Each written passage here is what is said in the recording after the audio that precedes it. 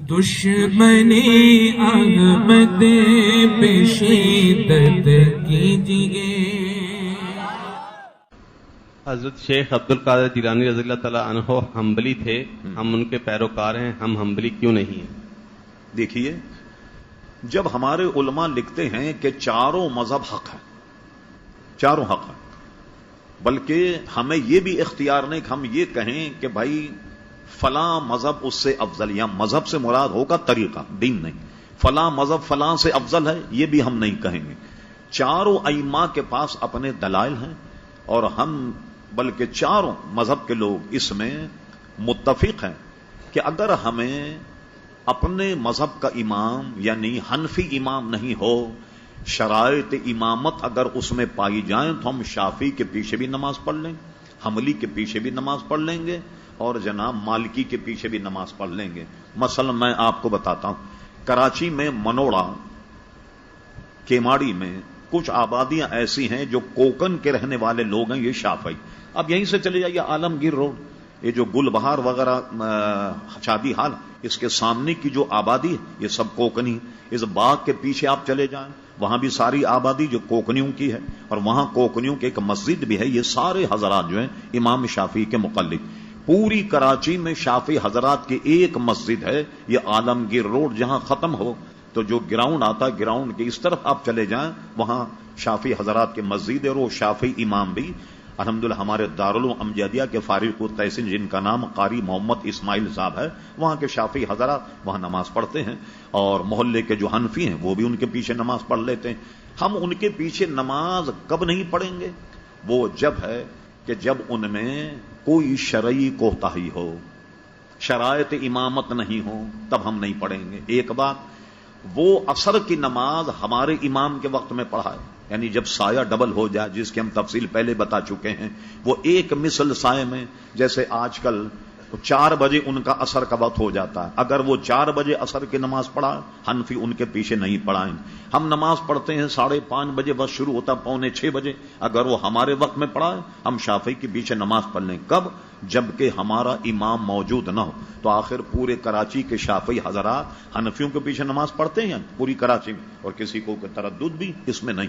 حضور غوث اعظم رضی اللہ تعالی عنہ کے متعلق یہ مشہور ہے، یہ متحقق یہ بات ہے کہ امام حضور غوث اعظم رضی اللہ عنہ نے مذہب حنبلی اس لیے اختیار کیا کہ ان کے دور میں یہ تینوں مذہب تو زندہ تھے، لیکن مذہب حنبلی بالکل مفقود ہو گیا تھا، ایک بات۔ اور اس زمانے میں بغداد میں حضرت امام احمد ابن حنبل کا دور بھی تھا، دریائے دجلہ کے کنارے ان کا مزار تھا۔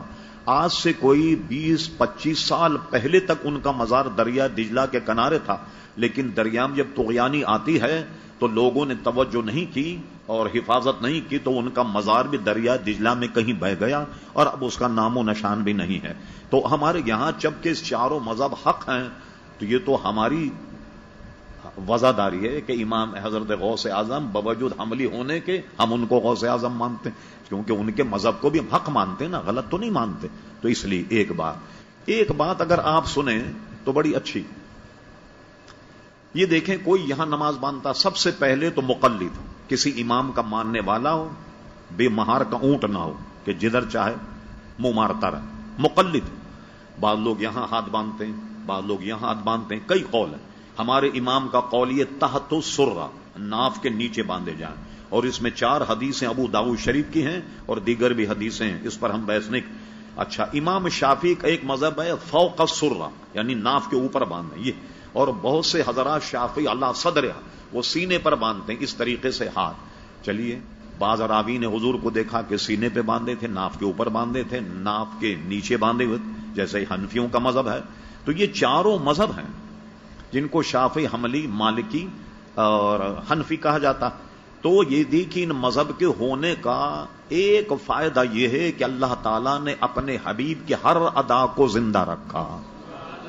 جیسے حضور نے نماز پڑھی، ہر ادا جو ہے وہ زندہ ہے۔ اگر حضور نے سینے پر ہاتھ باندھ کے پڑھی تو شافعی سینے پہ ہاتھ باندھتے ہیں، ہاں حنفی جو ہیں وہ گویا ناف کے نیچے ہاتھ باندھتے ہیں۔ البتہ ایک بات محل نظر، جب ہماری نظر یا ہماری تحقیق وہاں تک نہیں پہنچی، بعض حملی حضرات جو ہیں وہ ہاتھ چھوڑ کر نماز پڑھتے ہیں. ہمیں اس کی کوئی دلیل حدیث کی کتابوں ملی نہیں حضور علیہ السلام نے ہاتھ چھوڑ کر کے نماز پڑھی ہو. اچھا، اب امام احمد ابن حنبل جو حضرات درس و تدریس کی دنیا کے لوگ، امام احمد ابن حنبل کے دو قول. اچھا، اس میں مدرس کے لیے یہ ججمنٹ کرنا ہی بہت مشکل ہے کہ امام مالک کا پرانا مذہب کیا تھا، نیا مذہب کیا تھا. ایک قول تو یہ ہے کہ پہلے ہاتھ چھوڑ کر نماز پڑھتے، بعد میں امام مالک نے رجوع کیا اور وہ یہاں ہاتھ باندھ کر نماز پڑھتے. بازوں نے کہا نہیں، اس سے رجوع کیا اور ہاتھ چھوڑ کر نماز پڑھنے لگے. مگر ہمیں ہاتھ چھوڑ کر نماز پڑھنے کی کوئی حدیث ملی نہیں. ایک مرتبہ ہم مکہ شریف میں حاضر تھے تو ہم نے دیکھا کہ ایک صاحب نماز تو ہماری طرح پڑھے تو ہاتھ چھوڑ کر کے نماز پڑھ رہے تھے.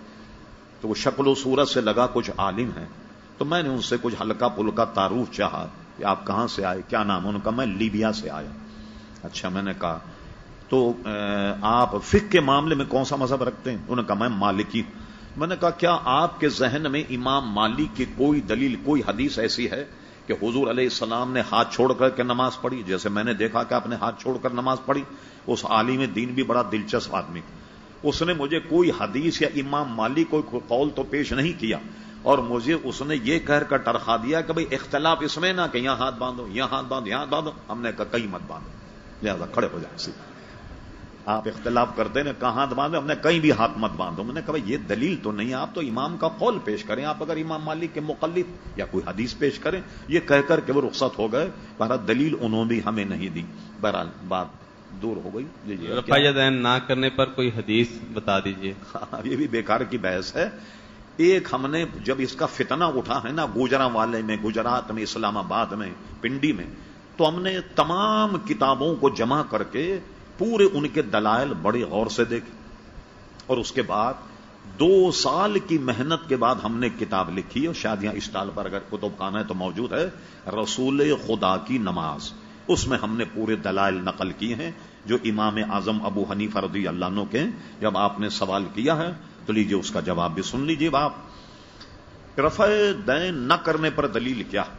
صحیح ستہ مسلم شریف کی حدیث.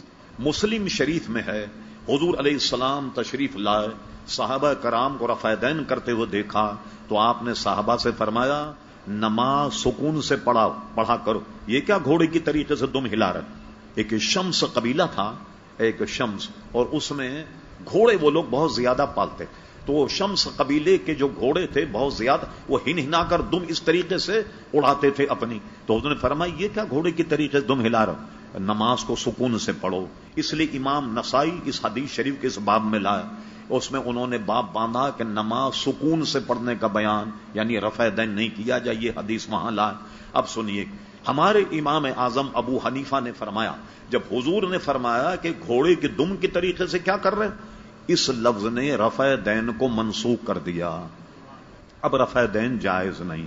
ایک بات یہ ہے مسلم شریف. ترمذی شریف کی حدیث سنی، حضرت عبداللہ ابن مسعود رضی اللہ عنہ جو حضور کے وقت میں جوان تھے، حضور سے اکتساب فیض کیا. حضرت عبداللہ ابن مسعود نے، لوگ بیٹھے تھے صحابہ کرام، ان سے فرمایا کیا میں تمہیں وہ نماز پڑھ کر بتاؤں جو میں نے حضور علیہ السلام کو پڑھتے ہوئے دیکھا؟ صحابہ نے کہا ضرور بتائیے. انہوں نے 2 رکعت کی نیت کی، اور نیت کرنے کے جب نماز پڑھی تو راوی کہتے ہیں صرف انہوں نے پہلی مرتبہ رفع دین کیا. کیا مطلب؟ تکبیر تحریمہ میں ہاتھ اٹھایا. رفع کہتے ہیں اٹھانے کو، یدین مانے 2 ہاتھ. رفع دین کب کیا؟ جب انہوں نے نماز کا آغاز کیا، ایسے اللہ اکبر کہنے کے بعد اب انہوں نے پوری نماز میں رفع دین نہیں کیا. اور اس کے بعد فرمایا کہ یہ تھا حضور علیہ السلام کے نماز پڑھنے کا طریقہ. صحابہ میں سے کسی نے بھی اعتراض نہیں کیا کہ آپ نے رفع دین تو کیا نہیں، حضور تو رفع دین کرتے تھے. 2 باتیں. تیسری بات آئی، ایک بہت بڑے امام گزرے، اگر ان کے شاگرد ترقی کرتے تو وہ 5 مذہب ہوتا ہے. 4 تو ہے نا، وہ 5واں ہوتا اوزاعی. ان کا نام تھا امام اوزاعی. وہ حرم شریف میں امام اعظم ابو حنیفہ ان میں ملاقات ہو گئی.